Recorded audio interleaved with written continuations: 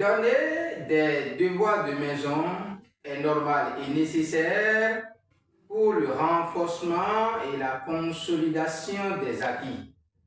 Mais parfois, les bonnes intentions peuvent constituer des blocages dans leur mise en œuvre. Dans cette vidéo, nous allons aborder la question liée aux devoirs des maisons et proposer des stratégies dans leur mise en œuvre pour l'atteinte des objectifs. La mise en œuvre des connaissances acquises est l'une des méthodes actives d'apprentissage et contribue à 75% au renforcement des capacités. Aussi, d'après la loi de l'exercice de la science comportementale, les apprentissages et les habitudes qui sont répétées contribuent au renforcement. Ce renforcement peut être positif ou négatif. En effet, toute action humaine est conditionnée par une motivation, comme par exemple les punitions ou encore les récompenses. Donc, vous pouvez obtenir quelque chose d'un apprenant ou d'un enfant par peur de punition. Mais ce que vous allez retenir, c'est quoi? Tout ce que vous faites sous pression et non sous l'encouragement ou la volonté, lorsque la pression cesse, vous êtes obligé de vous arrêter. Ainsi, lorsque l'enfant est habitué à travailler sous pression, cet enfant est obligé maintenant d'attendre forcément la pression avant d'agir. La vérité, c'est que lorsque l'enseignant ou le parent se comporte ainsi avec l'enfant, l'enfant est ainsi donc conditionné à recevoir des punitions ou à être en face d'une pression avant de faire ce qu'on lui demande ou avant de réagir positivement.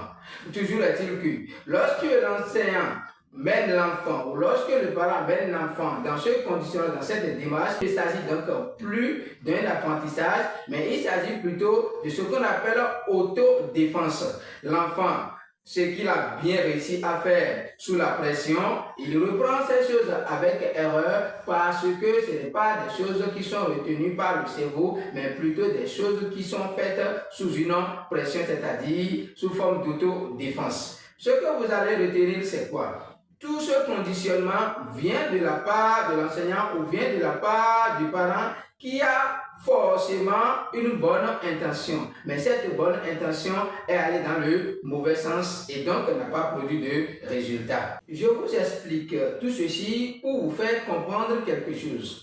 Si tant est que la finalité des devoirs est d'accompagner ou encore de renforcer le niveau de l'enfant donné selon le niveau ou selon le degré de progression de l'apprenant.